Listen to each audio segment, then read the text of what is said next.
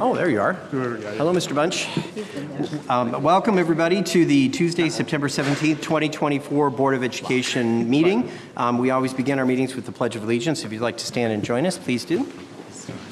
I pledge allegiance to the flag of the United States of America and to the republic for which it stands, one nation, under God, indivisible, with liberty and justice for all. Okay, well, we have 6 of our 7 trustees today. Nancy Philippart is at the bedside of her ailing father, so our hearts and prayers go out to her and her family. And we have, so we have 6 of our trustees, and we have 4 student reps, 3 of which are new, and 1 is a fantastic returning rep. So welcome to all of you. I want to give a quick introduction, public introduction of all of you, and then we'll move from there. So I'm going to start with Christian Vitanovich from Troy College and Career High School. Christian is a senior, an AP student, and student leader at Troy College and Career. He's a member of the TCC Student Council and a frequent contributor and leader of student initiatives. Christian is a musician and songwriter, is an active member of the music club. He is the front man of the TCC Rock House Band. He learned to play the guitar just 1 year ago and has quickly become a passionate artist, earning the role of lead guitarist in the band. His musical endeavors have led him to take up the cello and piano to advance his songwriting skills. Christian is a flannel fashionista, all right, love that, maybe not today, but who believes that flannel is not just a fabric but a lifestyle. He's also the school's official culinary confection wizard, so we expect baked goods from him at some point. He plans to attend college next year with aspirations of becoming a high school teacher. So welcome, Christian.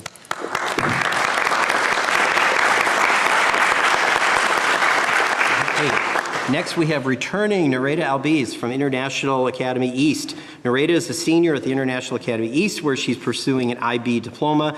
In terms of district leadership, Nareda has been a part of the Superintendent Students Advisory Board, or SSAB, since freshman year and will be serving as the SSAB president this year.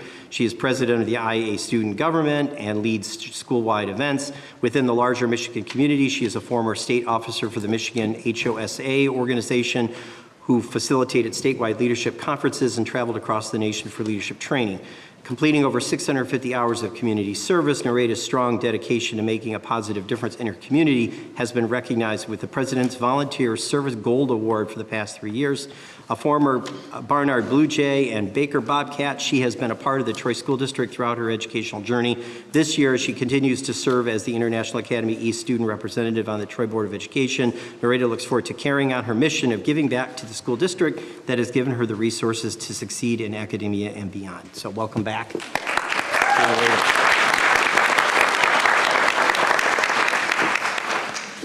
Okay, next we have,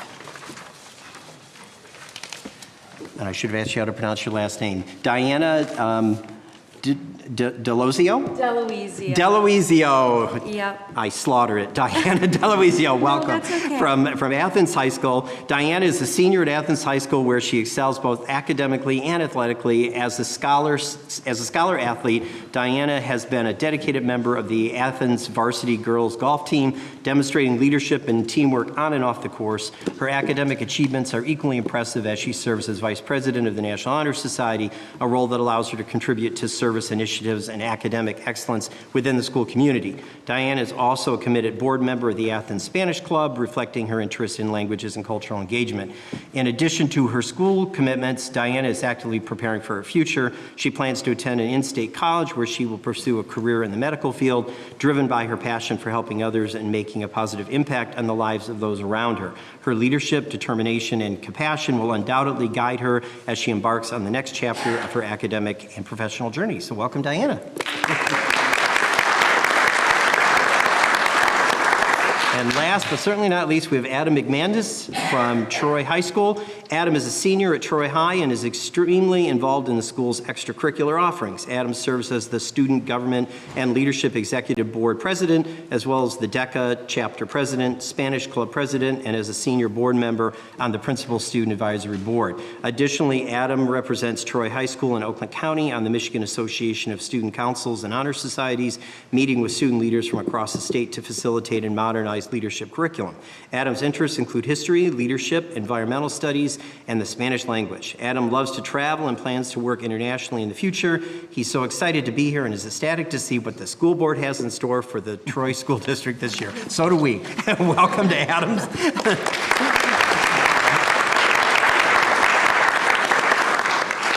All right, thank you.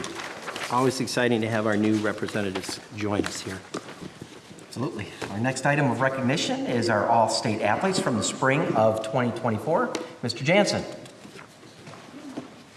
Dr. Macheski, Board of Education, thank you for having me here this evening to be able to honor our student athletes from last spring. And going through that, I can tell you our fall sports are off to a great start, and nobody enjoys the September drought more than me, as that means no construction stoppages for our bond projects moving forward. So with that being said, let's get right into honoring our all-state athletes. Student athletes or parents, if you're here, you'll come on up here, you'll get a picture here, you'll get your certificate, and then just circle right back to your seat as your name gets called. And going this, we'd like to start off with Claire Blanfy. Claire was a senior last year at Troy Athens. She was recognized as All-State in girls lacrosse for Coach Helfrich. Let's give her a round of applause.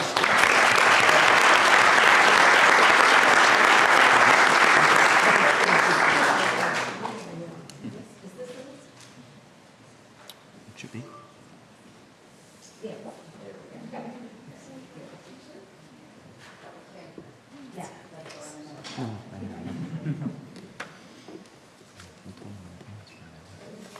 Congratulations, Claire.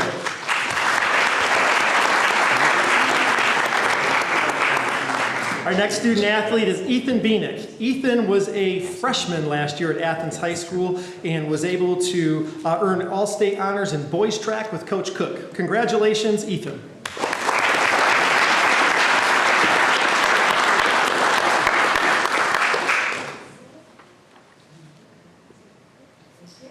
And again, parents, if you want to come up and take pictures, come up and take pictures. Our next representative is a Was Wolf, Lauren DeYonker, who is a junior at Athens High School last spring, heading into her senior year. She received all-state honors in girls soccer for Coach Clark. Congratulations.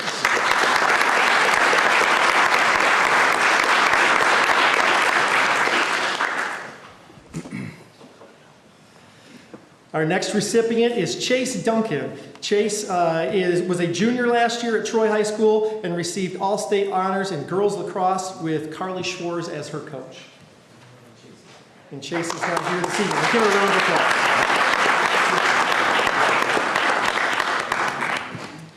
Our next athlete is Julian Farrell. Julian was a junior at Athens High School and received all-state honors in boys track for Coach Cook.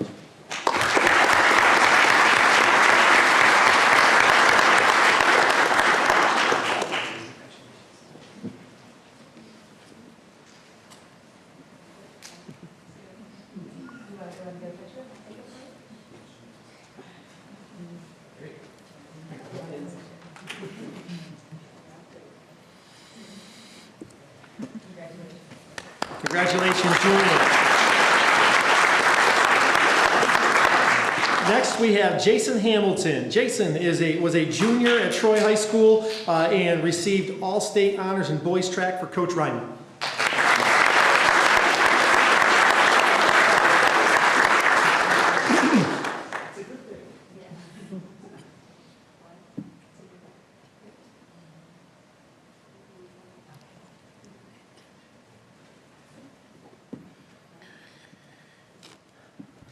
Congratulations, Jason. Next, we have Erin Humphrey. Erin was a senior last year at Troy High School, and she received all-state honors in girls lacrosse for Coach Schwartz.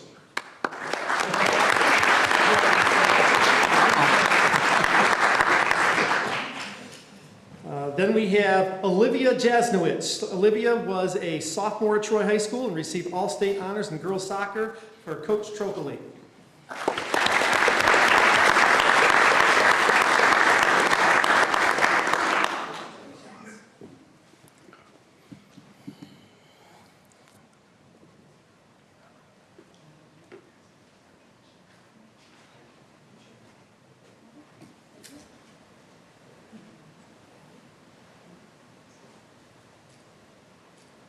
Congratulations, Olivia. Our next All-State student athlete is Nanka Jasti, sophomore, Troy High School for girls tennis with Coach Miska.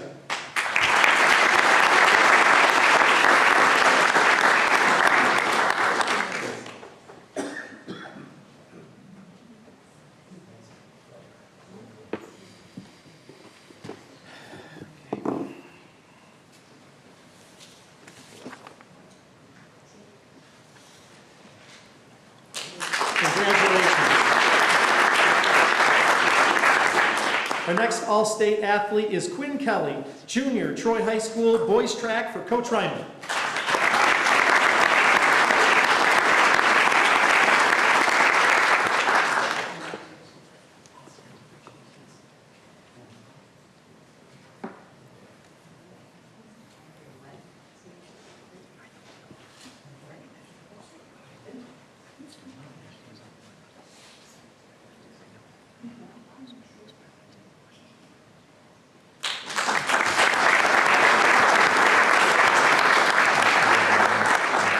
Next, out of Troy High School, we have Hannah Lee. She was a senior and received All-State honors in girls tennis. Her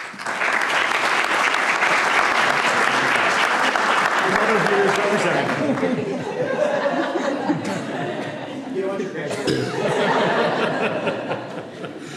Next, we have Miles Linden, junior from Athens High School in boys track, also with brother Nate Linden, sophomore at Athens for boys track under Coach Cook. Both brothers received All-State honors. Congratulations to the Linden family.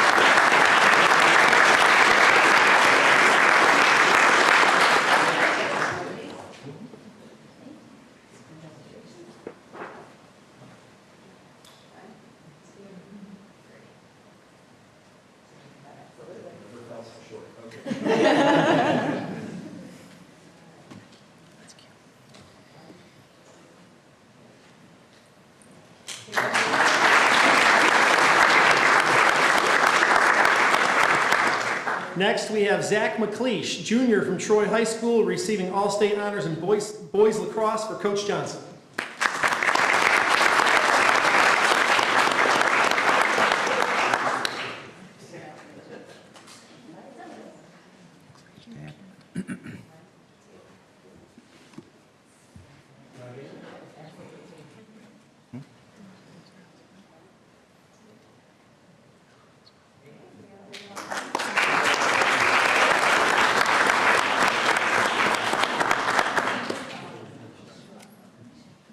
Next, we have Vishva Ravishankar, senior from Troy High School, All-State in boys track, also with Coach Ryman, here represented by mother.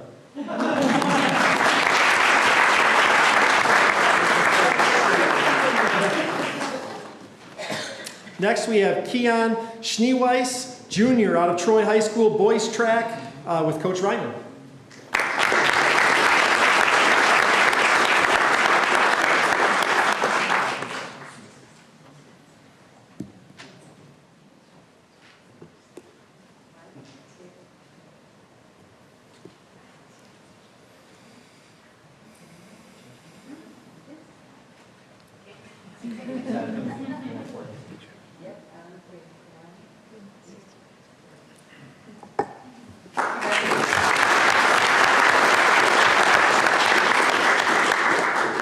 Next, we have Evan Watson, senior from Athens High School, being recognized for All-State in boys track with Coach Cook.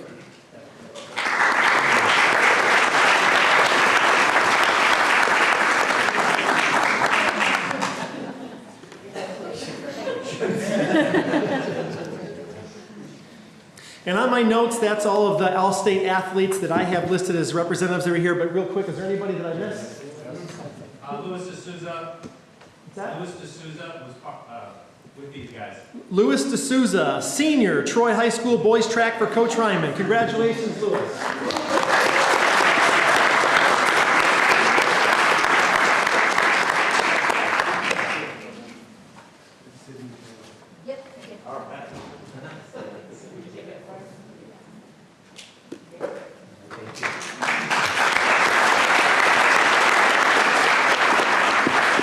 We also have senior Sydney Taylor, Troy High School girls soccer for Coach Trocoli.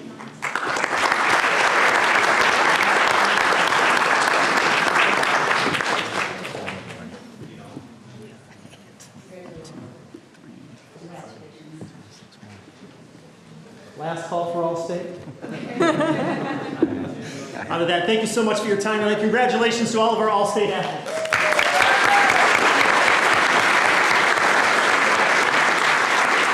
And to our congratulations to our All-State athletes. We invite you all at our break. As soon as we're done with recognition, we'll take a break.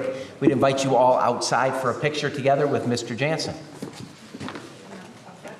Outside, when we're done. When we break. It'll be just a couple minutes. Okay, that moves us to Student Spotlight. This time it's my pleasure to bring to the podium Mr. Thomas Butcher for our Student Spotlight as we recognize the creative achievements of students in the Troy School District Creative Guild. This evening we'd like to recognize Azra Yildiz and Seowi Kim, who are seventh graders from Smith Middle School. Mr. Butcher. Thank you, Dr. Macheski, Board of Education. I'm excited to bring you Student Spotlight for another incredible school year, and I appreciate your support. You may be used to seeing a lot of older kids for this segment, but tonight we have the opportunity to recognize two seventh grade students from Smith Middle School who are just getting started. During a visit to Martell Elementary School, where I was talking to students in their media special about podcasting, I witnessed a lot of enthusiasm. In fact, some liked it so much that their teacher continued to invite me back, and that's when I started working with then 5th grade students, Azra Yildiz and Sebu Kim. And so throughout their 6th grade year, these young ladies began to visit the studio almost weekly to produce their very own podcast, Tween Talks.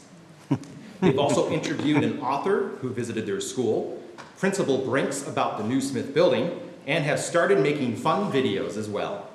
In fact, their commercial for their podcast was a best of show selection at the Michigan Student Film Festival, screening live at the DIA's Detroit Film Theater. Wow. The only middle school students in our district to achieve this last school year. Great job. Wow.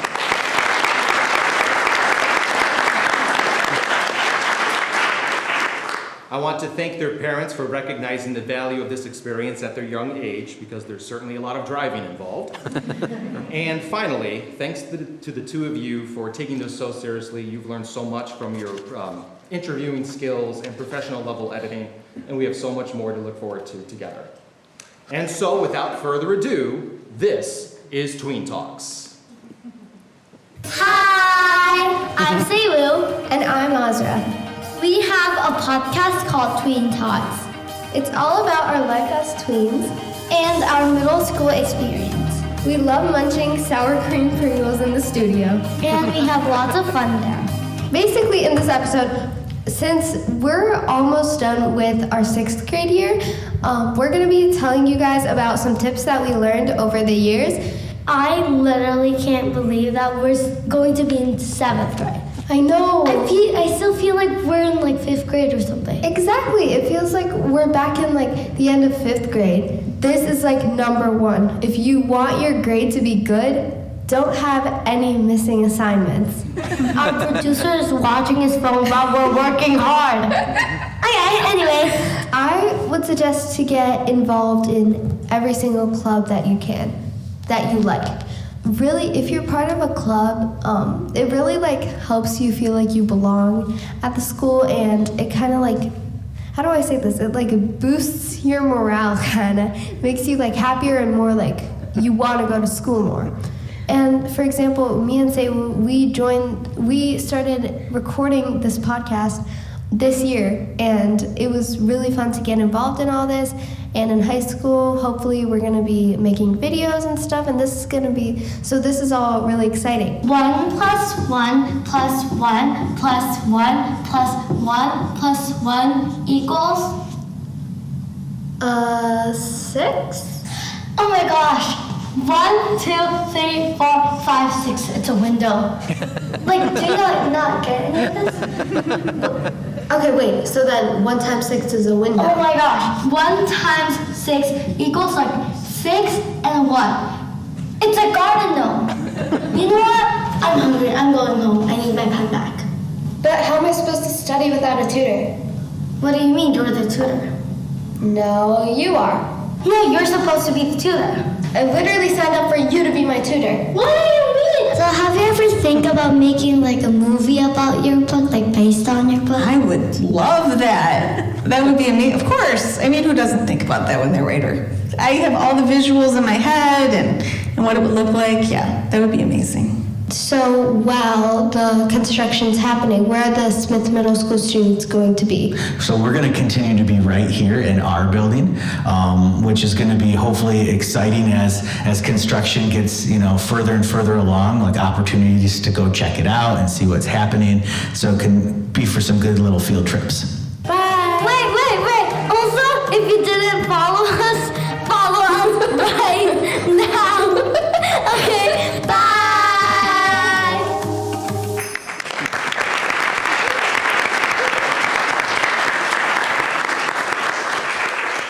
So first, let me apologize for being on my phone while you're recording that one segment. That's my bad.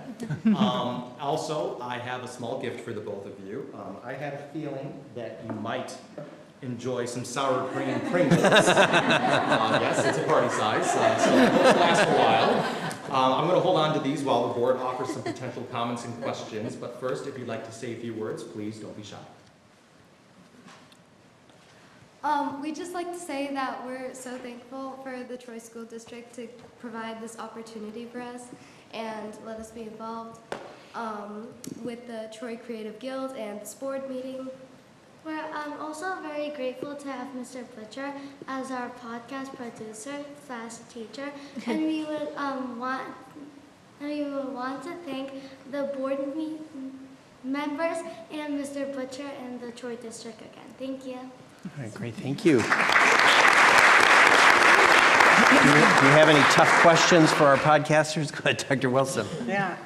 So what is one thing you're hoping to record about this year? What's one topic you're looking forward to diving into as 7th graders? Uh-oh. Well, maybe we could cover like school events and like more like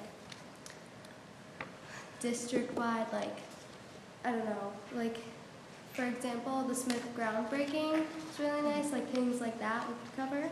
Awesome. Cool. Good. Other questions? I have a question. Go ahead. Was that an author that you interviewed in the first one? Okay. Do you want to interview more of such authors or notable figures? Yeah. Any other questions? Go ahead.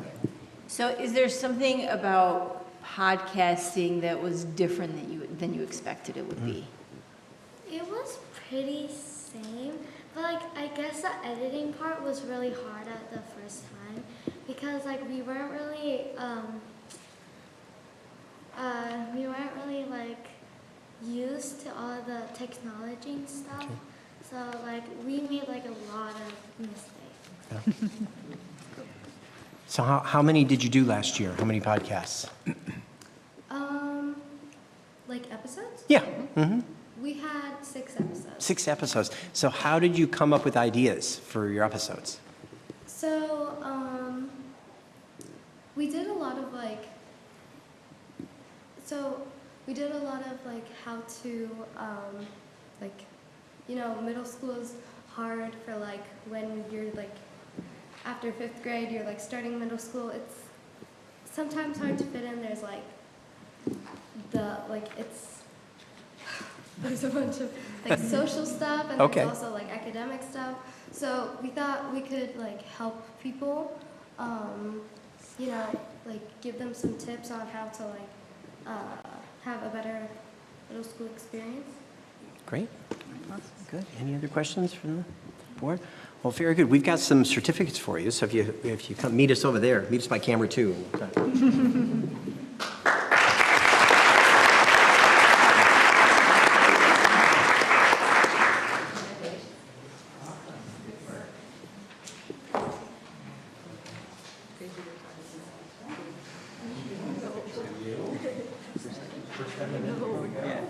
We're double back.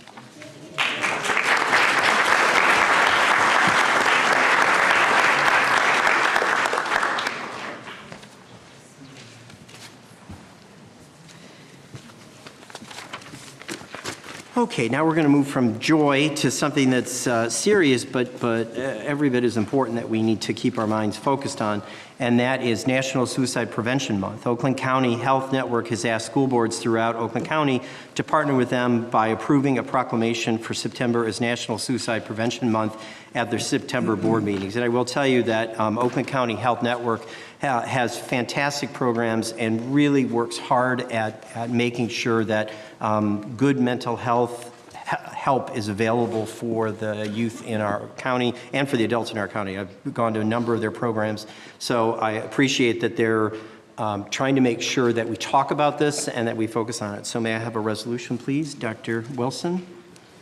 Whereas September is known as National Suicide Prevention Month and is intended to help raise awareness surrounding suicide prevention resources available in the community, and whereas World Suicide Prevention Day is observed each year on September 10th, and whereas suicidal thoughts can affect anyone regardless of age, gender, race, orientation, income level, religion, or background, and whereas according to the Centers for Disease Control and Prevention, each year more than 48,000 people die by suicide.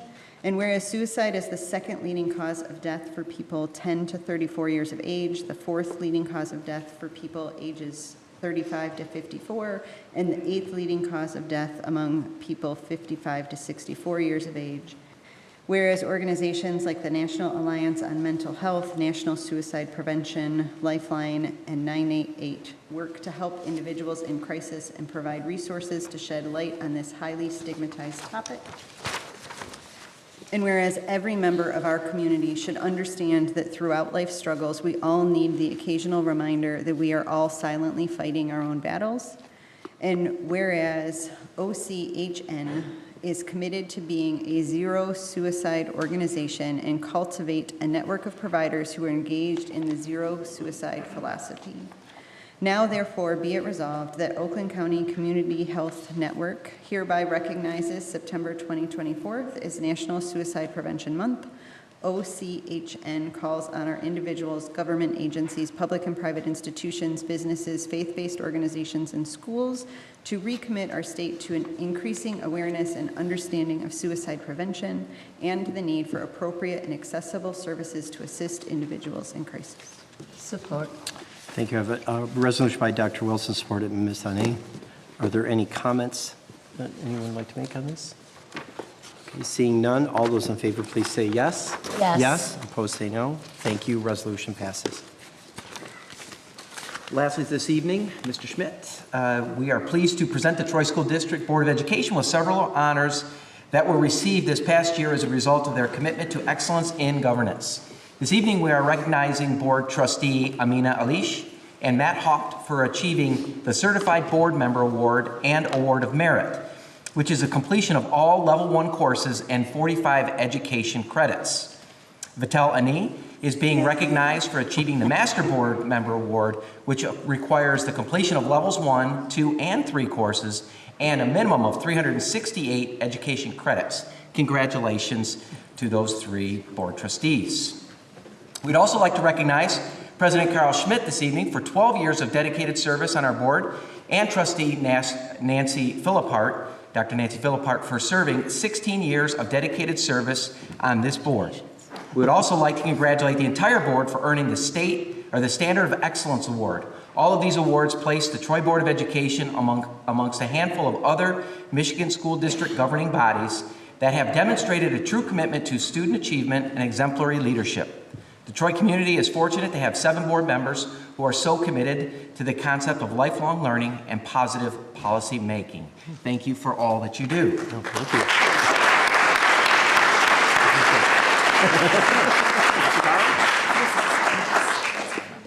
That's from MASB. Oh, I have a gift. From MASB, and that's from Judy and myself. Oh, thank you. And given the fact that Dr. Philpott could not be here this evening, we do have something for her 16 years of service. We'll make sure to do that on our agenda in October. All right, wonderful.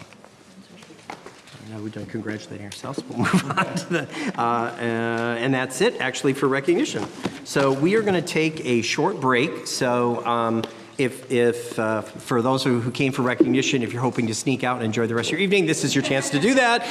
If you would like to stay and watch us go through our regular meeting, we'll be doing that in about 5 minutes, and you're absolutely welcome to stay. But you won't hurt our feelings if you leave. And then we want to get a picture of everybody. Spring athletes on the front lawn. Spring athletes on the front lawn. Woo! Okay, so we'll reconvene in about 5 minutes. And then we need to get a picture of all of our board members as well for the recognition. We're going to go ahead and get started again. Additions and deletions? There are none this evening. All right, thank you. And then we're going to move to Section 1 update. We have Mr. Chris Bunch, who's the Executive Director of Six Rivers Land Conservancy. He has been our tireless partner in trying to preserve Section 1 that is now called Turtle Woods. And we're progressing through the second time through an application process, and he volunteered to come in and give us kind of an update of where we're at right now. So, Mr. Bunch, welcome. Always happy to see you. What can you tell us? Give us the good news. All right. Well, thank you so much, Mr. Schmidt. Thank you to all of you. I will divert for just a second and say I have to do a live webinar on Thursday at noon. Maybe you could send me those podcasters for a couple of hours. They certainly would up the energy level. That's And with me, of course, we always know I'm going to put my foot in my mouth. That's how I get the other one in there. So maybe I could have a little help. So first of all, of course, we are extraordinarily grateful to all of you on the school board, to Troy School District, and to the entire community for their commitment to preserving this property, which is an iconic property in the community and also hugely ecologically important. So we've spent a lot of time and energy, and we're very grateful to everybody else who has helped with that, especially our partners at Oakland County Parks, who are ultimately going to purchase this and make it a community asset. So we're extraordinarily excited about that. So the MNRTF application is in, as you all know. We just got the preliminary score. We scored 365 points, which is as high as we can go in the categories that we're in. We only scored 340 last year, so we elevated. Some of that has to do with your commitment to the local match portion, which we are extraordinarily grateful for, and of course, all the hard work that Melissa and her team at Oakland County Parks put in to revise and get a new application. I will be at the trust fund meeting coming up in October. They don't make the decision until December, but they meet in October. And the thing of most interest at the October meeting, and that carries over until December, and that we all want to keep good thoughts for, is how the stock market closes on September 30th. Most of you are familiar that the state ends its fiscal year on September 30th, which is also historically the worst month for the stock market.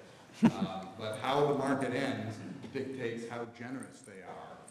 And I have every confidence that we are above the line in scoring.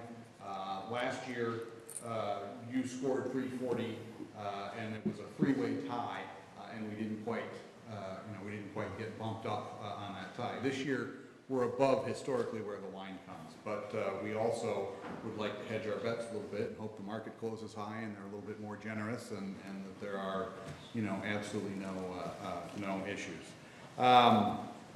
You may be aware that we purchased the Colberg property, the neighboring property.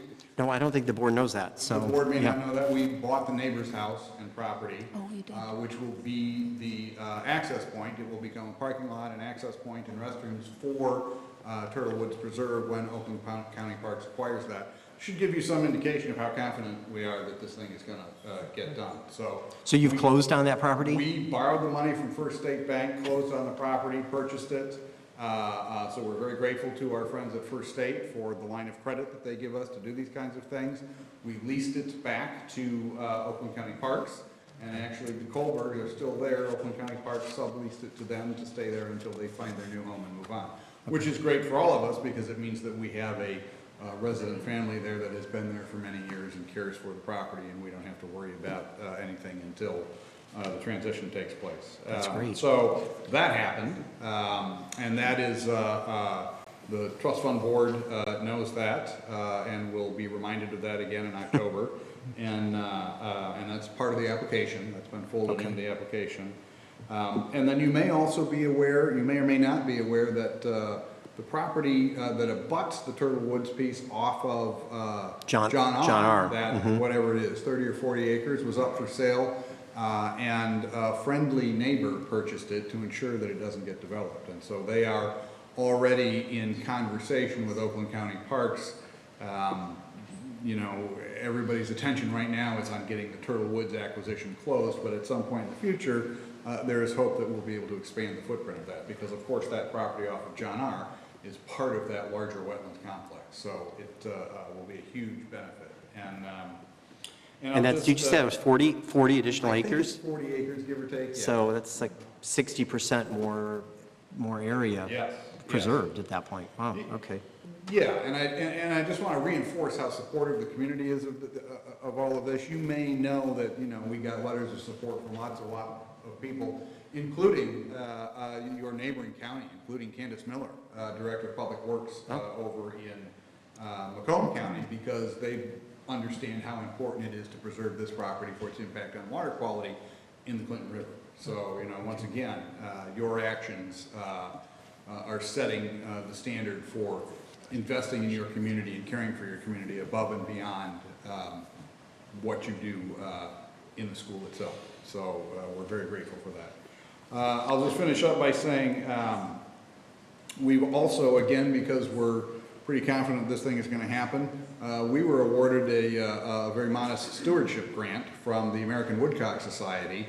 And so Oakland County Parks is going to start some of that work, I believe this week or next week. And so that grant is paying for some elimination of some invasive species to improve the habitat for woodcock, which if any of you have walked that property in the spring or in the fall, you will see woodcock out there because of the wetland. And so improving the habitat, getting rid of the invasive species will bring more of them in and make it more favorable for them to breed and reside there during their time here in Michigan until they migrate south, which happens in another month. Wow. So I think that's the gist of it. Some good updates. Yeah. I'm happy to answer any questions. Any questions from anyone? Go ahead. So you mentioned 365 points this time over 340 last time. Who are our competitors to try again to get that trust fund money, I guess? How are their points? You know, I have not looked at, in preparation for this meeting, I did not do my homework standing in front of the school board. I did not look at the full list of applicants. I have seen many of the presentations this year because starting in June, the trust fund board invites people to do presentations. You may recall that we did one last year in August. So I just saw the list of presentations in August. There was a list in June. I honestly do not remember who all of them are or what the statistics are. I've pretty much been focused on making sure that in the competitive spirit, we win no matter what. I mean, there's a lot. I mean, I think last year there were over 80. I mean, it was, yeah, it's a lot. It's a big list. That includes development grants, and I think there's 22 applications this year, and if I'm remembering, it's something like $22 million roughly, give or take. On the which is preservation about- side? On the acquisition side. On the acquisition side. On the acquisition side, which is typically they give away somewhere between 12 and 15 million. Okay. So, you know, again, we should be above that line, and of course, if the market closes in decent shape, if it's ahead this year, we will urge them to spend more. Spend the money. Yeah. Yeah. Just curious, why does the stock market have any effect on giving it's- out funds? It's in Well, down. because the Natural Resources Trust Fund, the corpus of the Natural Resources Trust Fund, $650 million, is invested in the market. And Okay, so the so that's higher, returns, okay. the returns are what they use to fund the grant applications, and they typically spend 2.5% is their line. We continue to urge them to be a little bit more like a foundation and crack their wallet open a little further and be Yeah. more like 5%. But they're very conservative. I see. Thank you. Appreciate that. Good. Any other questions? All right, thanks, Chris. Appreciate the update. A lot of good news there. Thank you so much. Thank you for coming. Okay, public communication on agenda items. There are none. All right, thank you. And that moves us to the general consent agenda. This consists of A, the minutes of the August 20th, 2024 Special Board of Education meeting, B, the minutes of the August 20th, 2024 closed session meeting, C, the minutes of the August 20th, 2024 Board of Education meeting, and D, the treasurer's report from July of 2024. May I have a resolution, please? Mr. Hoff. Be it therefore resolved that the Troy Board of Education takes action to approve items A, B, C, and D on the consent agenda. Support. Thank you. I have a resolution by Mr. Hoff, supported by Mr. Hopt. Are there any questions or comments about the consent agenda? Seeing none, all those in favor, please say yes. Yes. Yes. Opposed, say no. Thank you. Resolution passes. Okay, that moves us to personnel. Mr. Pagel. Good evening. Good evening, Dr. Macheski, Mr. Schmidt, members of the board, and esteemed student reps. I have for you this evening a brief staffing update, our teacher staffing update for the year. This evening always feels like recruiting, a national signing day, if you will, where we get to show off our recruits here for the school year. We are 31 strong, and I want to show them off a little bit to you. And as I do that through their pictures, I just want to share the great enthusiasm of this group through new teacher orientation process, through opening professional learning, and then in their first weeks of school here has been just tremendous to welcome these folks to our team. And here's a little bit about them. They're 31 strong. We have 3 of them are former TSD graduates. We have 14 teachers with educational experience beyond a bachelor's degree. We have 6 teachers with 5 or more years of experience, teaching experience, so we have new recruits right from school, and we also use the transfer portal a little bit here for some of our recruiting. And if we group them all together, we have 113 total years of previous teaching experience as a group. And a couple of other statistics for you here. We have we are down to 3 positions that are still open, all in special education. We've got Baker and Bolin level 4 programs and resource at WAS. That's a new one.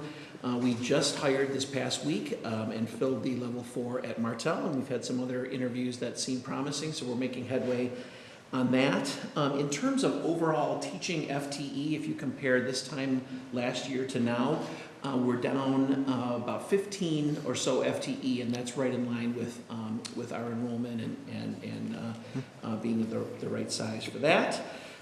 We've got 13% diversity rate with this class, which is above the average for the county, so we're super proud of that as well. Any questions? Any questions for Mr. Pagel? No? I had one, which is how are we handling the level 4 classrooms where we don't have permanent replacements? So we have 2 folks in there right now who are paraeducators and who are prospective teachers. They are entering programs, and so we're treating this as kind of a grow-your-own model. Okay. They are receiving training and support. They've been temporarily certified, but they are all in programs, and they hopefully will be on this list here in the near future for you as permanent. Okay, great, thank you. good Any news other there. questions? Okay, thank you for the update. So we also have for you consideration to that end this evening, and that is under 6B. And the consideration is, it is recommended that the Board of Education approves the issuance of a probationary contract to the teachers aforementioned for the 2024-2025 school year. Okay, so we're being asked to approve the hiring of the teachers listed on this sheet, and there's 31 of them, is that correct? That's correct. All right, may I have a resolution, please? Ms. Alish? Be it therefore resolved that the Board of Education takes action to approve the aforementioned personnel recommendations as stated above. Support. Thank you. Resolution by Ms. Alish, supported by Mr. Hoff. Are there any additional questions or comments? Seeing none, all those in favor, please say yes. Yes. Yes, opposed, say no. All right, welcome to the 31 new employees. Thank you for all your, do you feel like you can finally rest a little bit? Oh, there's Take a more to breather. come. There's more to Yes. come, okay. I'm so sorry, okay. Thank you for continuing to march on, I appreciate that. Okay, then we have curriculum. Ms. Hasbrook. Hello, good evening, everyone. Hello.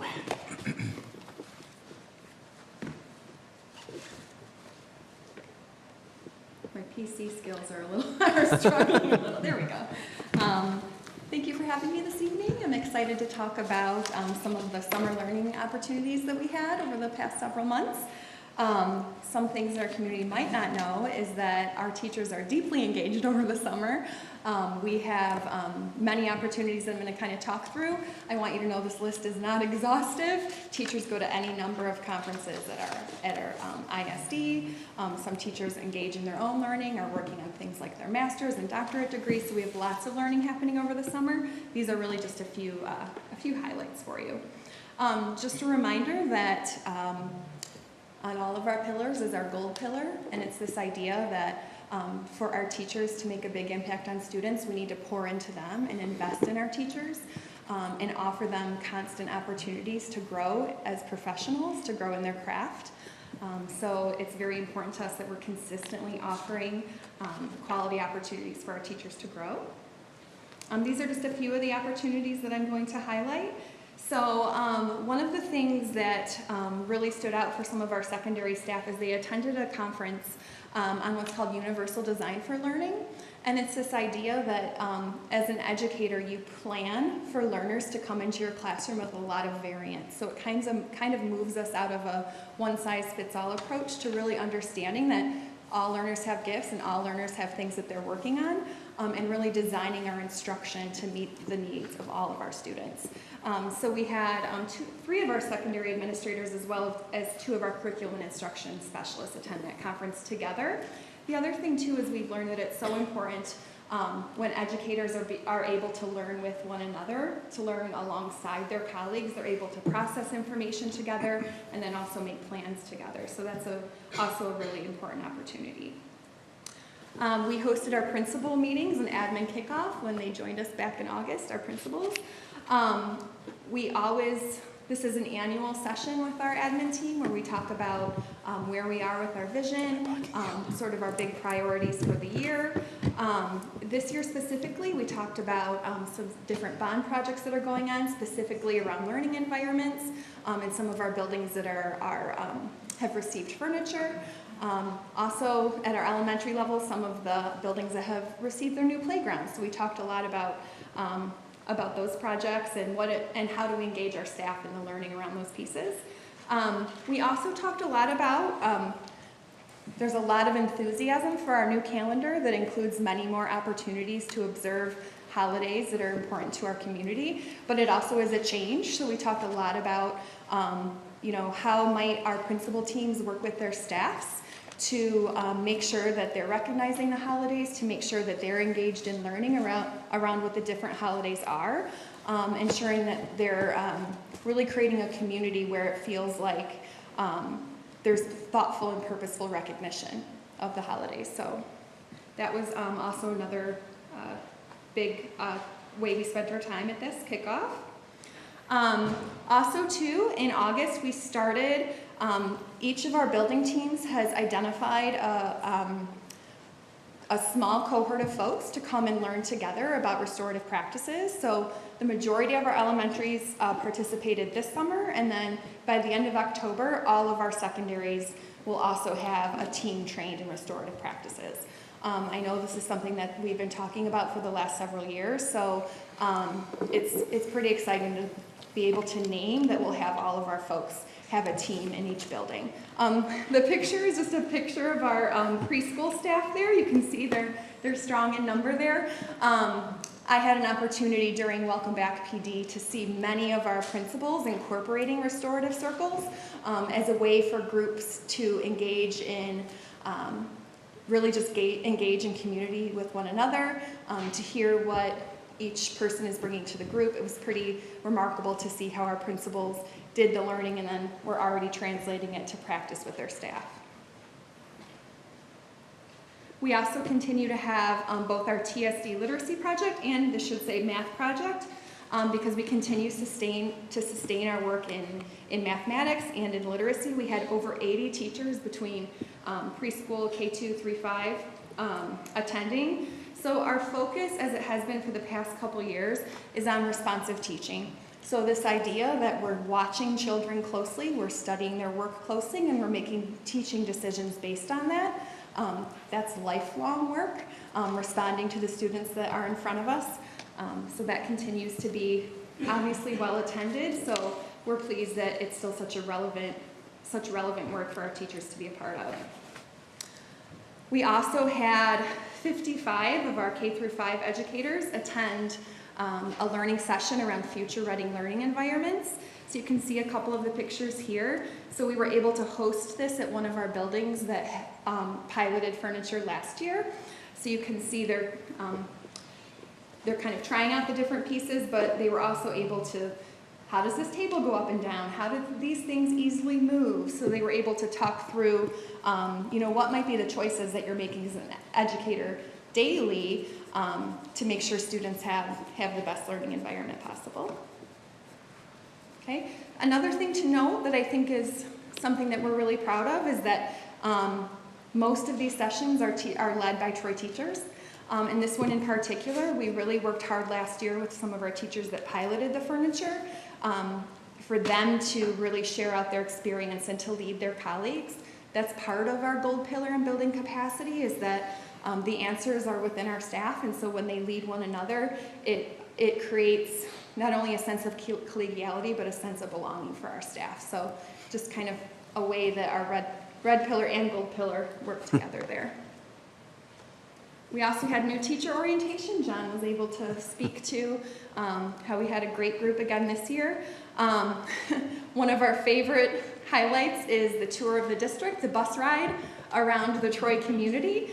We had a few folks who were familiar with Troy, some who were not as familiar with Troy. I think a highlight for me was we had a longtime resident of Troy that we hired in one of our positions, and he was kind of fact-checking Dr. Machewski, who was our narrator for the bus ride. So, but I just appreciate this opportunity. One of the things that we really talk about that I find so of value is just the makeup of Troy, the diversity we have in our community that's evident in our restaurants and in our stores, and it's pretty cool to have that experience with everybody. During this week, they also have time with their mentor teachers. So each new teacher is set up with a mentor. We try to make sure it's in their home building. Sometimes, depending on the area that they're teaching, we might make that match in a different building. But this is just an important connection. It sort of helps to ensure that they know our different systems. So do they know how to set up their Schoology page? Just sort of those things when you're a new staff member or getting started are super important and top of mind for them. So we try to give them just sort of those practical things to get up and running. Okay, and then we welcomed all of our staff back at our staff welcome back week in August. Some of you were able to join us. We had a wonderful keynote speaker, Liz Kleinrock. We also were able to offer some choice sessions for staff. MTSS was a big focus at our secondary. I know we've talked a lot about MTSS with you as a board. It is this idea of how do we dial support up and back for students, and making sure that we are able to meet the needs of all students that arrive in our classrooms. So that's a really relevant topic, and that's one that we'll keep digging into this year. So it was nice to have that kind of overview for staff, and then now the rest of our PD across the year will kind of dig more into that topic. We also had opportunities for department time, professional learning communities meeting together. So our teachers got a little bit of everything. Here's just a couple pictures. You can see some of our staff trying out the new playground there on the bottom right. We also have, trying to see what else we can highlight here. I think that's one of the math groups at a grade level breakout, but we try to get our teachers working together as much as possible, and again, we're super proud that most of our sessions are led by our own teachers. So, all right, thank you so much. Questions? Are there any questions? Go ahead. Approximately what percentage of our teachers engage in some form of summer learning? Whether it's, let's start with district run and then otherwise. Yeah, well, just in this example, we're probably talking about, at least 150. We have around 800 teachers, so that can kind of give you a feel. But we also have many teachers. For example, some of our AP teachers attend conferences over the summer. They might be the only one or two people at a building that teaches what they teach, so they really take advantage of those opportunities to do things like that over the summer. So I don't have that at the tip of my fingers, but it's quite a few. Mm-hmm. Yeah. Okay. Other questions? Go ahead. One question. You mentioned that you talked to the teachers about the new calendar and the holidays, and I'm just curious about just any feedback with no early start, no late start, early finish days, and having full day professional learning. Just feedback on that? Sure. So I have heard From the staff or from the staff? From the Yes, staff. yes, okay. yes. Yeah, So- only from the staff. I have heard a lot of excitement about doing away with the early release. Unfortunately, because it didn't give us a ton of time, so by the time we dismissed students, it ended up being around 75, 80 minutes of time. It felt like more of an interruption maybe than what we were able to get out of that. Now, the jury is still out on all of the full days throughout the year, but in general, the feedback has been super positive, that it feels maybe like there aren't as many interruptions in this calendar, so I think that is important to staff. I will also tell you that the learning around being more culturally responsive is also resonating with our staff. That was one of our choice sessions, and it was jam-packed with people just wanting to know how we're going to support them. So we do have Chantal Yancey, our supervisor of equity and community relations, and then Evan Rokiki, who is our social studies curriculum instruction specialist. They are kind of partnering to provide toolkits for buildings. And so what that means is prior to the various observations, they will be providing support about learning, as well as different tools that teachers can access to kind of learn more. So we're trying to really, we want our teachers to have the tools they need to be more responsive to the students in front of them. So, thank you. Good. Other questions? I've got two. The 55 teachers participate in the Future Ready Learning Environment, so that's about 20% of our elementary teachers who are actually getting new furniture. So my question was, for the other 80%, how are we, do you have any kind of a snowball effect to kind of roll those learnings out for the people who didn't attend in the summer? Yeah, sure. So, just because that's a huge investment, so I want to make sure that we're taking advantage of it. And remember that we have half of our buildings this year that are getting new furniture. So one of the things that we have planned is we are going to have, so we host, as our board knows, we host job embedded learning where we go into classrooms. So our goal this year as a teaching and learning team is to host those job embedded learnings in the buildings that have the furniture. Oh, great, So okay. what we'll do is we'll pair the people who don't have furniture yet and who are getting it next year with a partner that has furniture. And so that will give them an opportunity to see. So for example, if I'm a second grade teacher, I can see how a second grade teacher is setting up the furniture, how he or she is thinking through the organization. One of the things that our group of early adopters really learned last year is that less is more. They're finding that with the flexibility, they value space in the classroom, so they've done a lot of purging of things. So anyway, it will give, we're trying to pair groups together so that they can share those insights with one another. So is your sense that for the half of the elementaries that have new furniture, you've got enough people who went through that training that you've got a strong start in those buildings? Yeah, so we spent all of last year really working with those pilot teams, and so that every teacher has had some kind of connection with the furniture, whether it be through Job Embedded, because we did that similarly last year, where we had people who were piloting the furniture, they hosted learning. Okay. So yes, we're very confident that everybody will. You've got have enough some for traction. touch points Okay. of support for that. And then my other question was, for the welcome back sessions, you said we had a lot of choice sessions, and I know you always, there's a booklet there.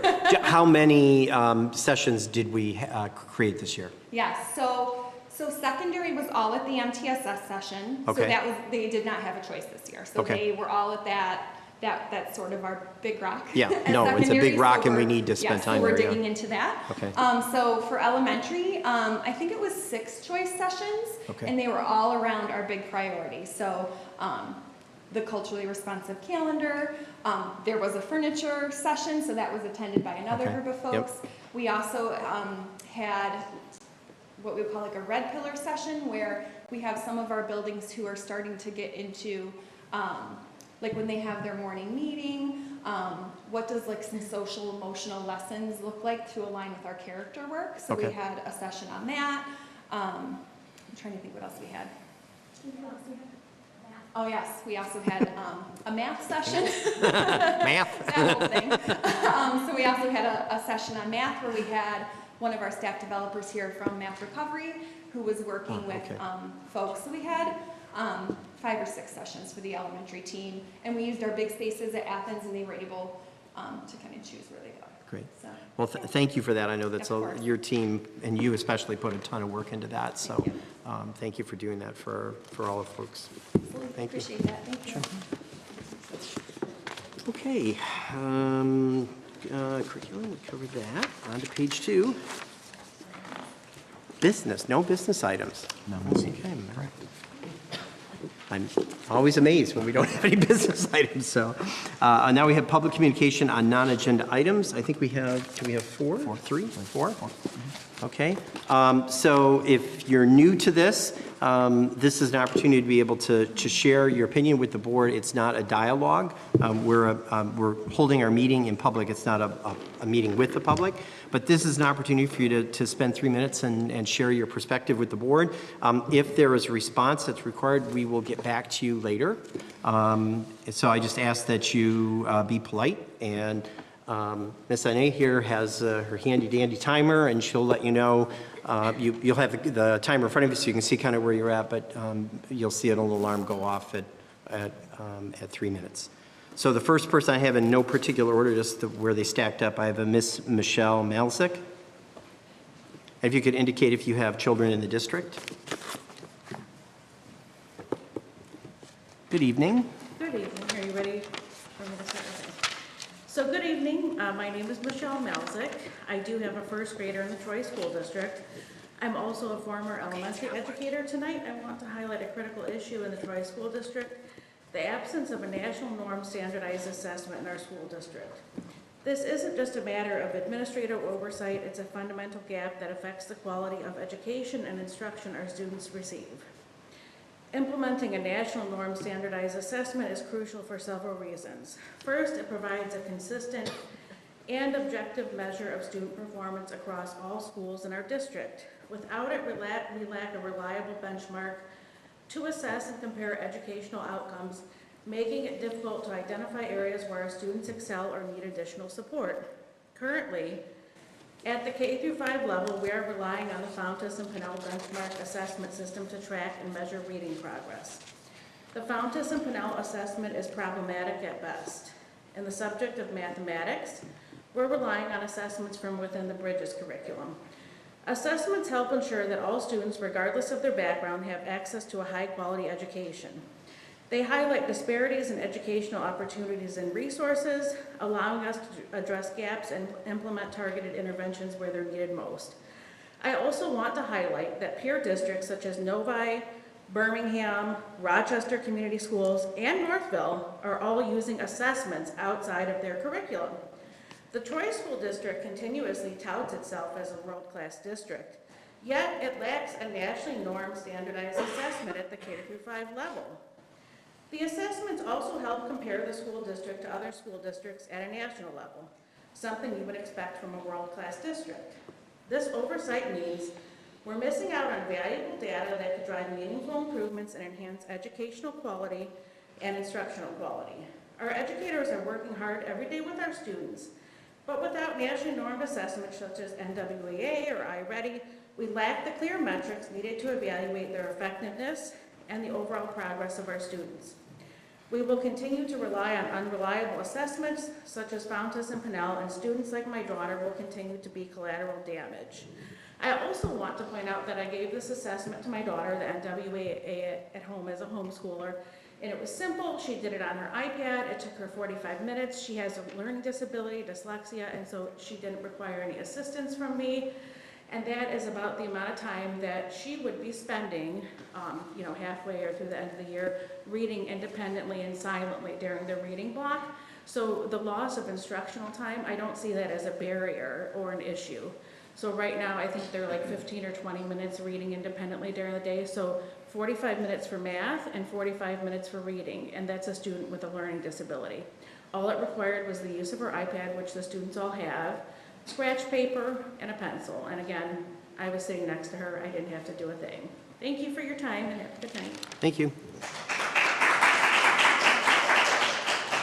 I have Mr. Cyril Patel.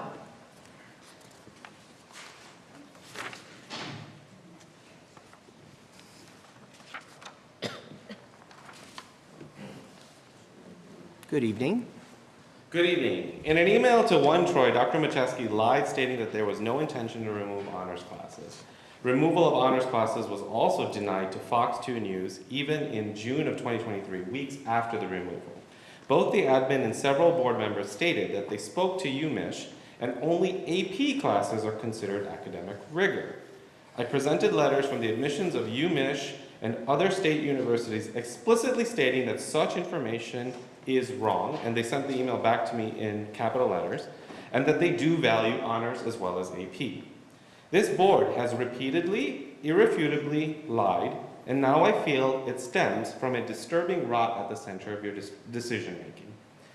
A provable ignorance that a race of people can't even ask questions about pedagogy while many of them are professors themselves. Let me tell you my own story. I applied to the #1 ranking computer science program in the country. 7,800 applicants from across the country for only 110 seats. I applied checking Asian and male, facing the toughest possible standards. And yet, by the grace of the divine, I prevailed. I was even later invited to the admissions council. When I received my acceptance, my dad said, "I want you to go to U of M because you have a scholarship there." My mom said, "Please go to Wayne State," because she wanted to see her baby boy every night and make sure he was well fed. That is Asian parenting. It is not social status. I fought with my parents to go, not for bragging rights. It is because I wanted to learn under Pradeep Khosla and Professor Stephen Rudich, truly brilliant minds in complexity theory and hardware design. Let me be clear. Your role as a board is not to judge us and certainly not to disparage us to universities across the country. A lot of districts have no problem making sure that there are educational options and children are met where they are, whether they're special ed or they're advanced, with transparent monitoring of both growth and achievement, and they've done this without being racist. I am genuinely curious how such individuals are promoted to be president or even serve a community that is 45% Asian. Asian parents are already scared to come before you and speak. And when we see emails like this, we know that we're not being heard the same as members of another race. Thank you very much. Thank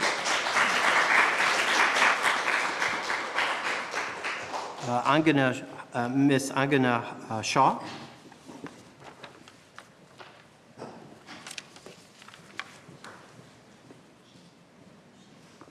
Good evening.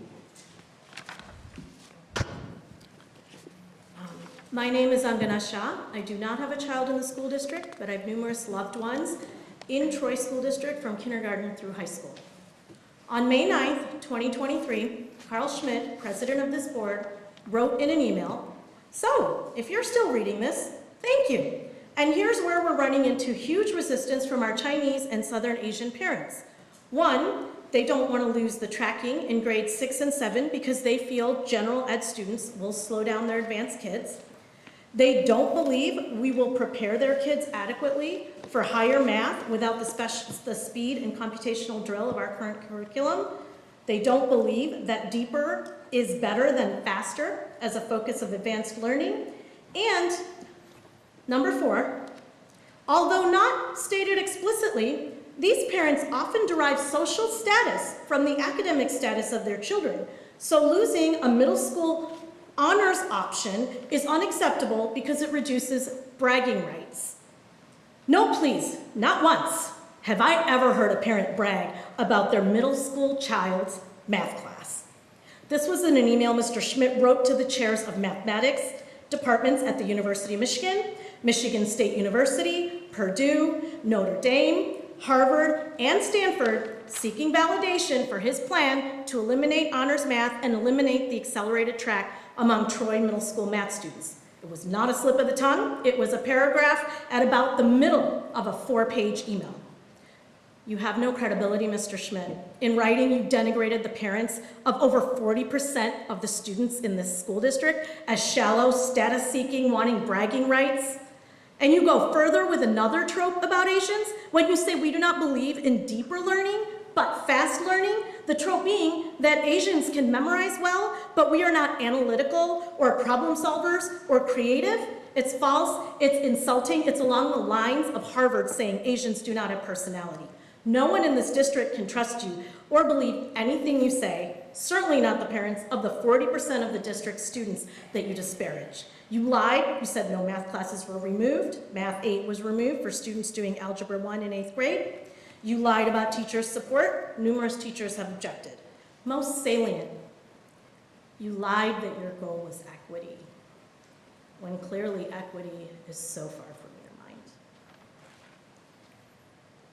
These parents and these students do not deserve your contempt. More importantly, they do not deserve you or your leadership. Racism hurts, and especially since it is always visited on our children.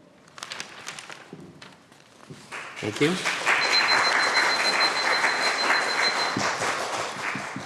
And then I have a Mr. Ashok Badi. He has to leave.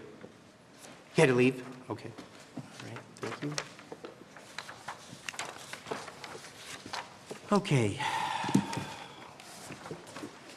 That takes us to other. First is certification of the Troy School District Board delegates to the MASB 2024 Delegate Assembly. Delegates to the Michigan Association of School Boards Annual Leadership Conference must be certified by the Board of Education to act as its representatives, allowing them to make motions and vote on issues at the MASB 2024 Delegate Assembly during the MASB Annual Conference, October 24th through 27th, 2024. The Delegate Assembly will be held on Thursday, October 24th at 7 p.m. So I need a resolution, please. Mr. Hopt, I'm sorry. Be it therefore resolved that the Troy Board of Education hereby certifies that Matt Hopt, Gary Hoff, Nicole Wilson, and Carl Schmidt will serve as delegates to the MASB 2024 Delegate Assembly on October 24th at 7 p.m. Nancy Philippart will serve as an alternate to the Delegate Assembly. Support. Thank you. I have a resolution by Mr. Huff, supported by Ms. Sané. Any questions or comments on this? Seeing none, all those in favor, please say yes. Yes. Opposed, say no. Thank you. Resolution passes.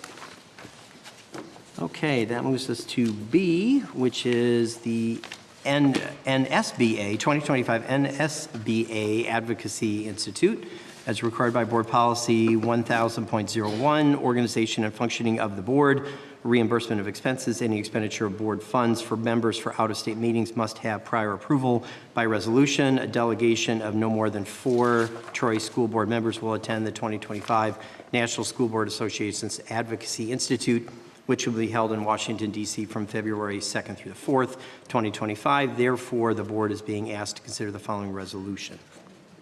May I have a resolution, please? Ms. Sané.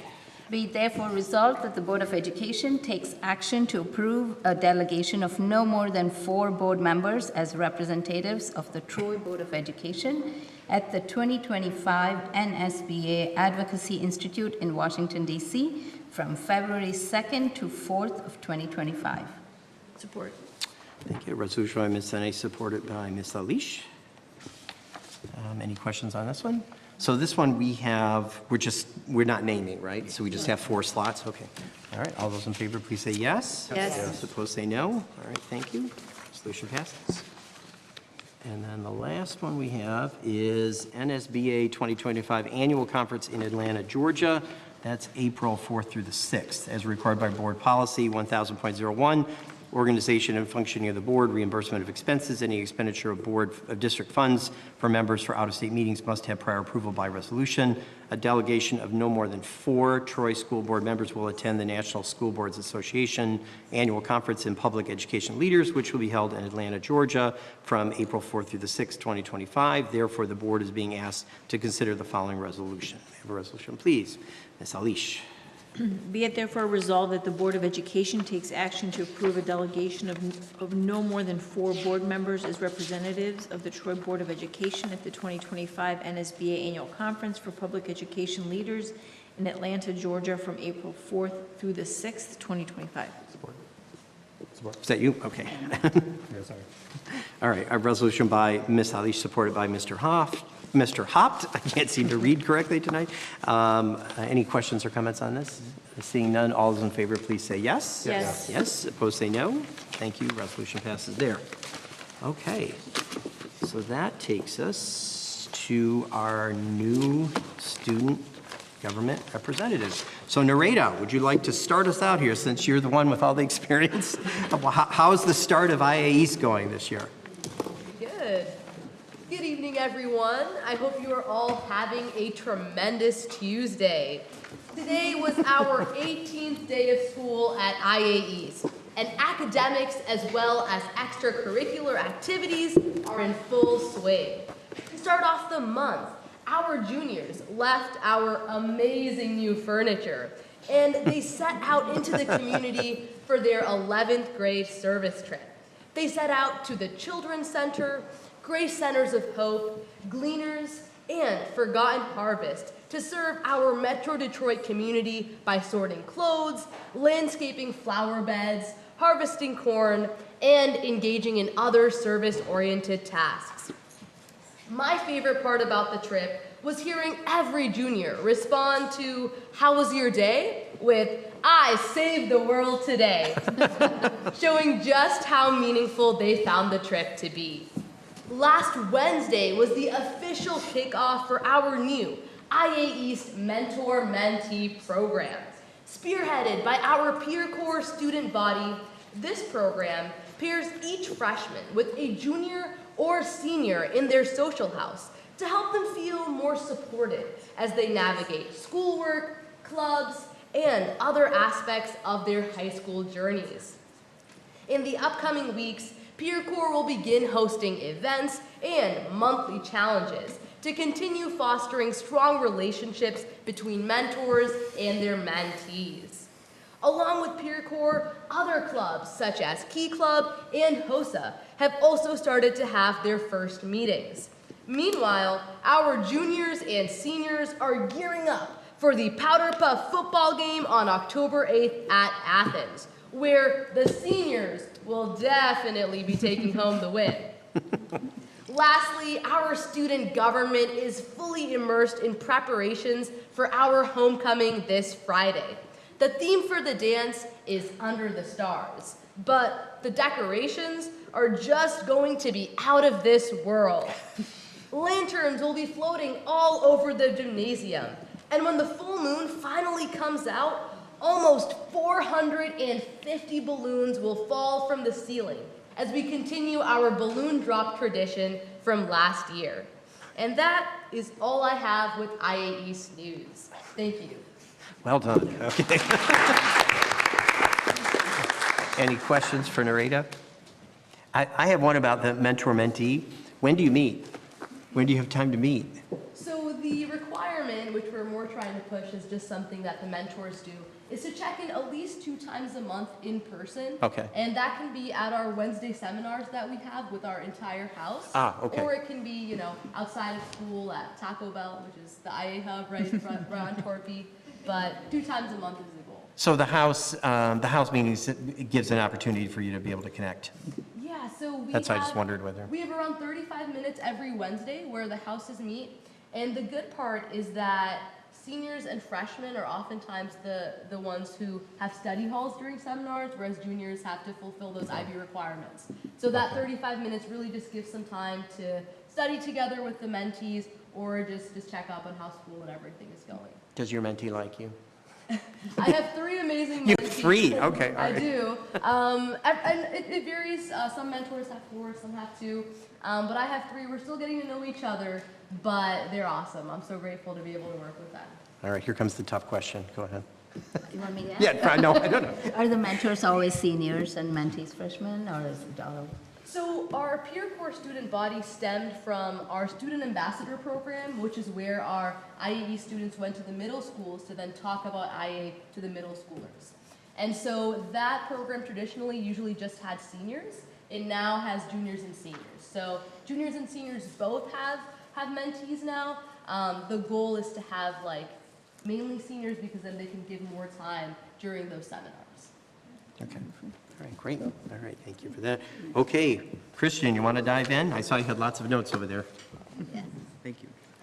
Good evening. At Troy College and Career High School, we are excited to start the new school year with many new faces from both the high schools and the middle schools after having the largest graduating class ever at TCC last year. We are introducing the first ever student council that will be managing all school events such as prom, arts, beats and treats, and Winterfest, and anything else students would like to have, such as our first senior sunrise this Thursday. To continue our focus on taking a lead and our students taking a lead and working more themselves to have these different events that they would like, we're also starting student-led clubs where the students will be able to participate in different activities of their choosing, whether it's a culinary club or a book club. And also, to go along with that, this is our second year having a yearbook club after our first successful printing last year. In our usual funky town fashion, we had our first school-wide cookout where students had an opportunity to socialize and get to know each other while enjoying Mr. Mike's freshly grilled hot dogs and a chance to play basketball at our new half court installed over the summer.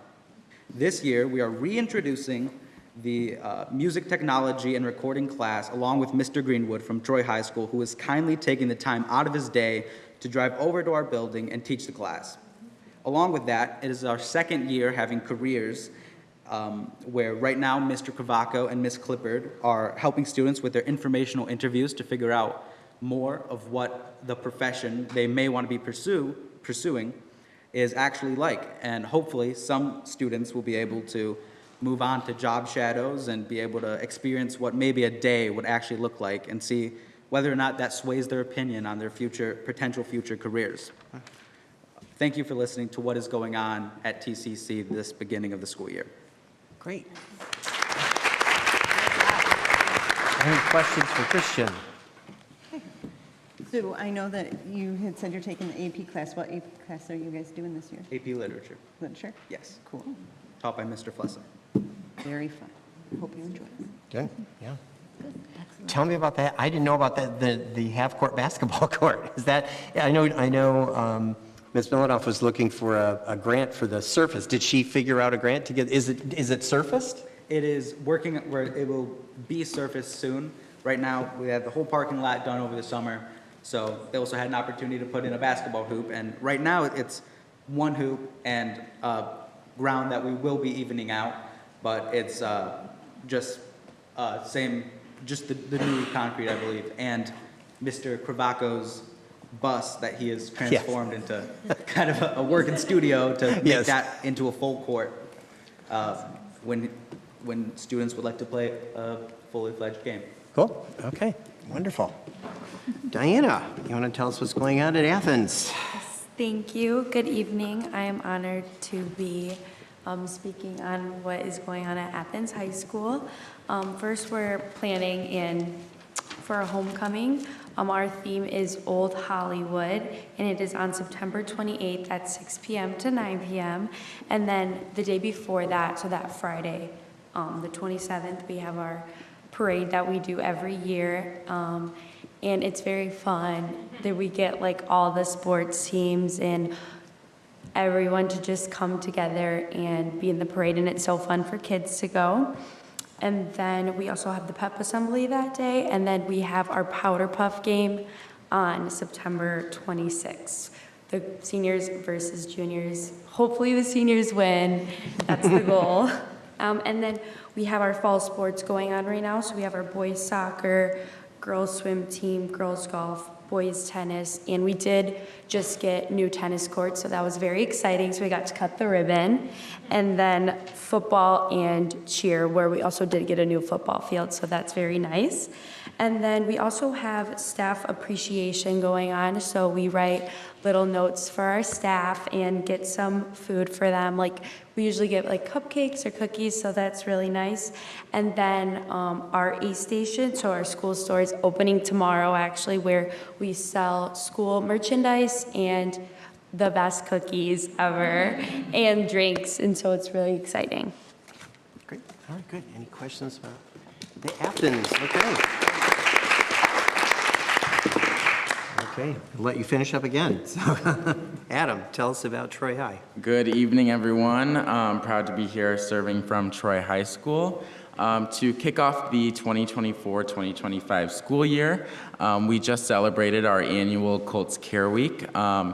If you're not familiar with the term, it's usually the first couple of weeks, and it's sort of a welcome week for all of our students to kind of enjoy that welcoming environment within the first 2 weeks.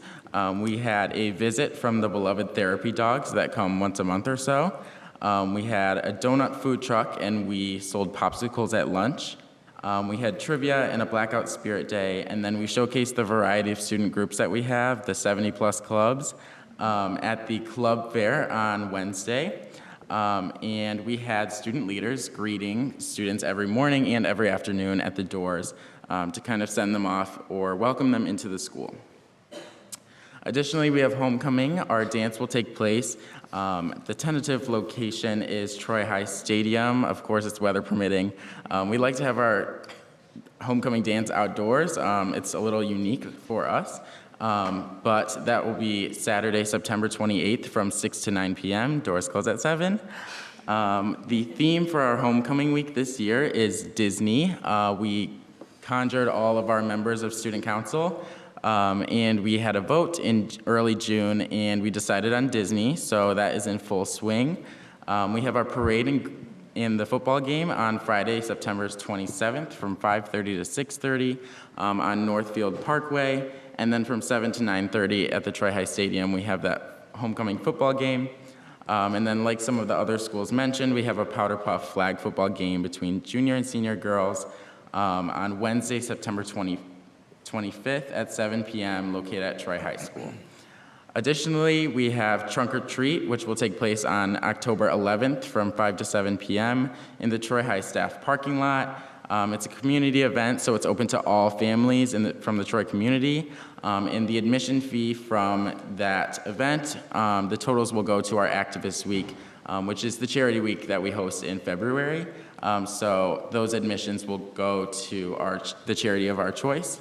Tomorrow, Wednesday, September 18th, from 6 to 8 p.m., we have our open house, welcoming new and returning parents to Troy High School as well as their students. And then we had two special occasions this week and the week before.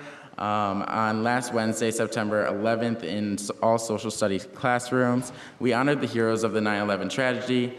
And today, in all history classes, we honored the Constitution, our country's Constitution, with National Constitution Day.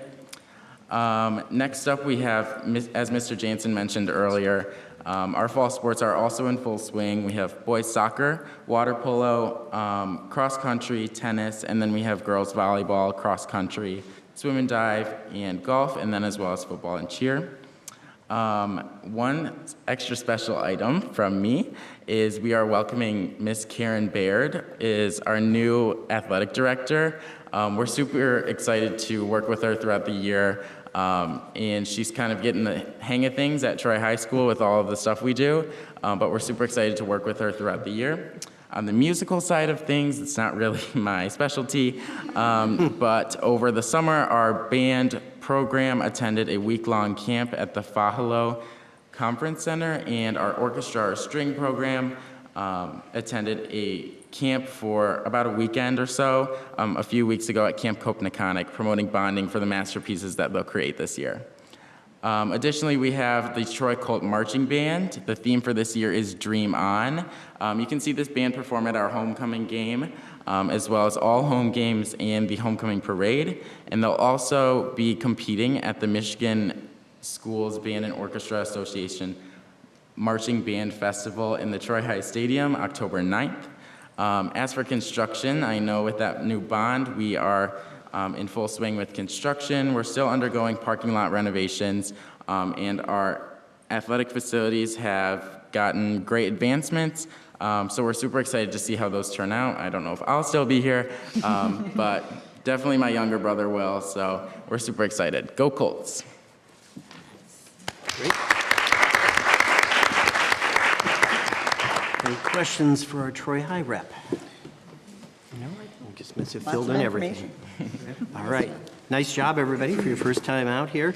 We're going to go through other here with the board members, but afterwards, if we can just meet over here, the four of us over here, I want to kind of talk you through the year and kind of talk about some things and talk to you about what you're hoping to get out of this. So if you be patient with me, once we get through this, we'll have that conversation. Okay, Dr. Wilson. Yeah, I want to say kudos to Rob Carson and the construction organization. Last week I got to participate in the ribbon cutting of the tennis courts, and it's just exciting to see things moving forward. Thank you to all the people who got the playgrounds and all that fun stuff up and running. I know they've been working long hours and weekends, and so to make up for all the rain, so thank you to that. And then also kudos to Kendra and her team for getting curriculum nights aligned. I know that that's a real gift to families to have curriculum nights consistent throughout the district, and just that the calendar team and then the district-wide, like I know it's a real gift to families to be able to have consistency with our calendar, with our days off, with evening activities. It simplifies and it's a gift. And so thank you to all of you who work behind the scenes to make that stuff happen for our families. Great.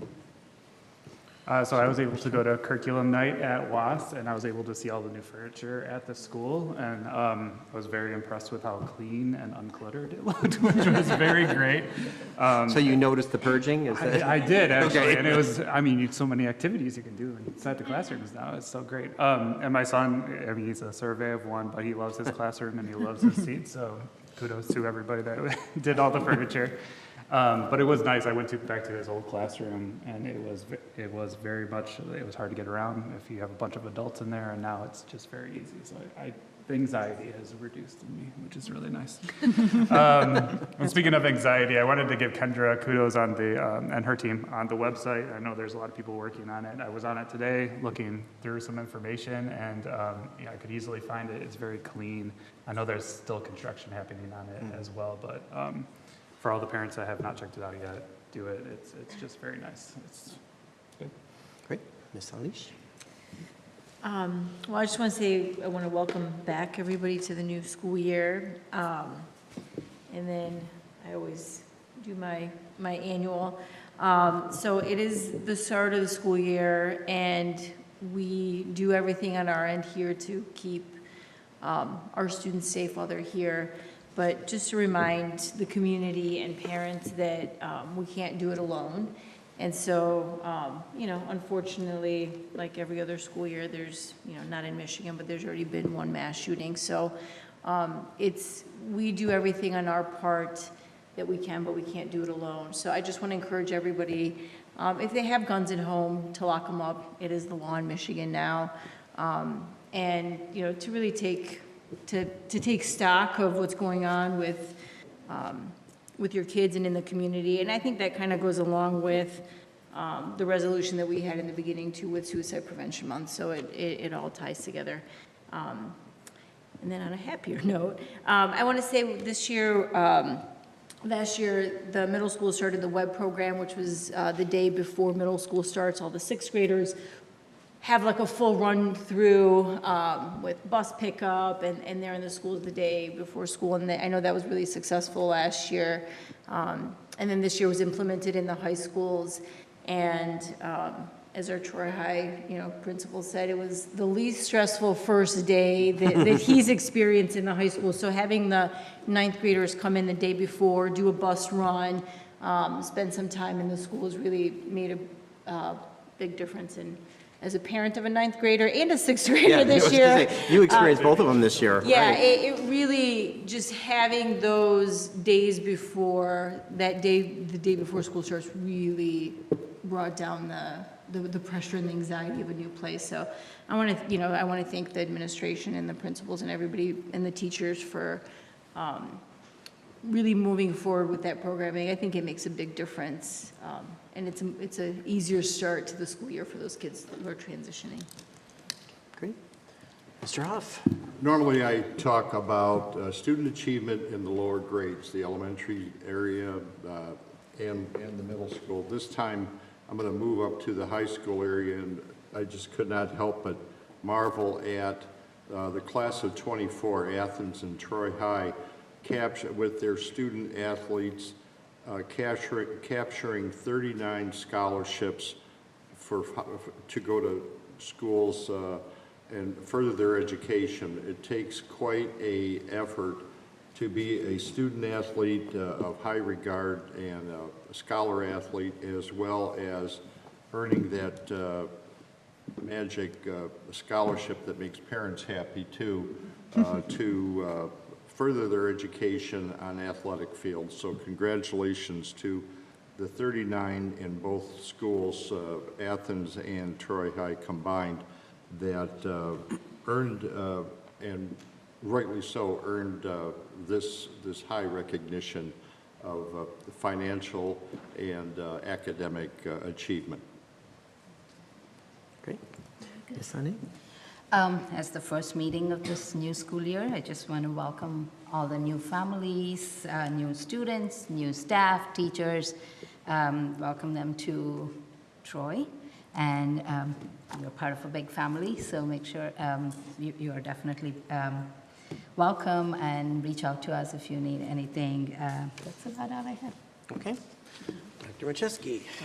Much of what I was going to say was already said. I do want to make mention, though, that as is customary in the fall, I'll be, and the team will be doing our fall updates. So all PTO, PTA, booster groups, as well as staff, will be doing that starting within the next couple of weeks. That'll take a good 6 weeks or so to get through all of those, but looking forward to updating the community and staff on where we are from a enrollment standpoint, budget standpoint, and looking also at updating our own bond and some of the big goals that we have established for ourselves this year. Well, that will be the kind of the makeup of that presentation this year. So we're looking forward to being out and about. And I would encourage parents, if you have an opportunity to attend those PTO meetings, booster meetings, please feel free to do so. Look forward to seeing you all. Okay, great. And I don't know if anyone heard about State Bill 911, which is the codifying the 5.8% MIPSRS reduction and then eliminating the 3% payroll deduction for employees. That passed the Senate today. And it's anticipated to pass the House on the 25th. So it doesn't change the amount of money that we're getting this year, but what it does do is it protects that 5.8% refund that we were able to negotiate for this year moving forward. So it's anticipated that we'll have that signed by the end of the month.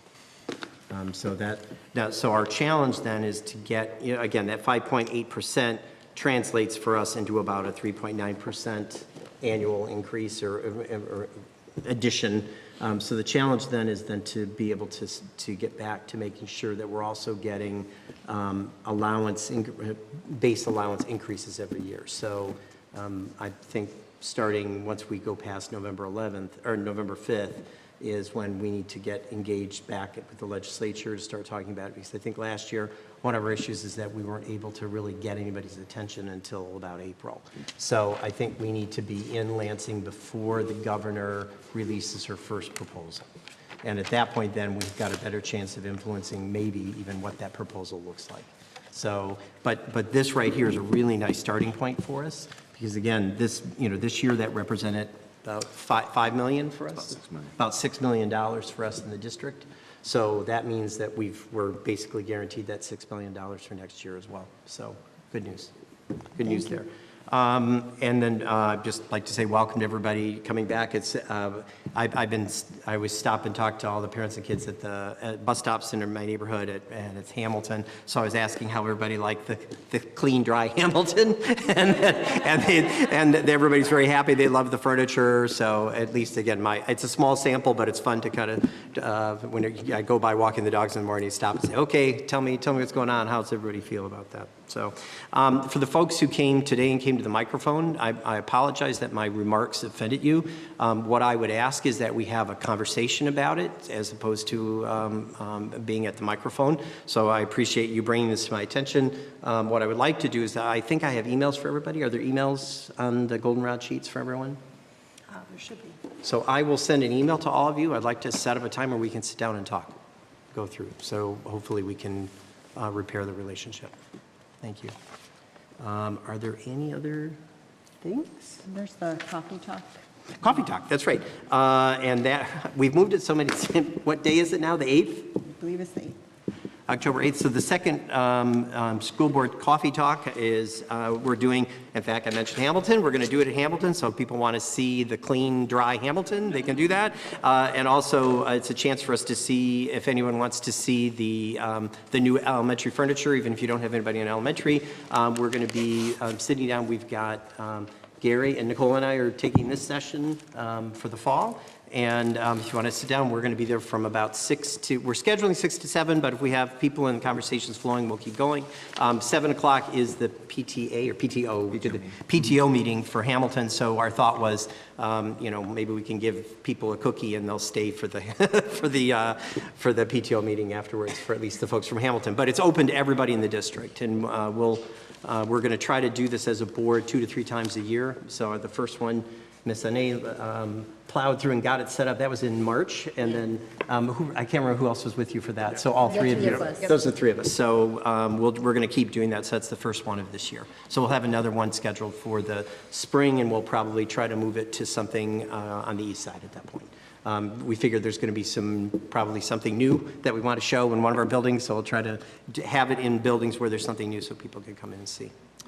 Okay. I think that's it. Workshop, I didn't write it down. You have to tell me what it is. Okay, the workshop is October 1st. Not October 15th. And then, and that's at the administration building at 6 p.m. And then we'll be back here on October 15th for the regular scheduled October school board meeting. Okay, class dismissed. I think we're done. Oh, wait. Oh, yes, no, I should say that. There is a candidate forum that's put on by the League of Women Voters, and that is next Wednesday, the 25th? 26th? Let's make sure. 25th. 25th. So it's next Wednesday, the 25th, back here, and that's starting at 6:30. And that will, That's 6:30. oh, right, 6:30 for everyone, yeah, that's for us. Right, for the public, it starts at 7. It's an opportunity to put questions in front of the 7 school board candidates that are going to be on the ballot. Candidates will be up here, anybody who comes will be out there, and it's a chance to kind of get to know everybody a little bit more. So I certainly welcome everyone in the community to come do that as well. Okay, now can I dismiss class? Okay, thank you for that. I forgot about that. Okay, thank you.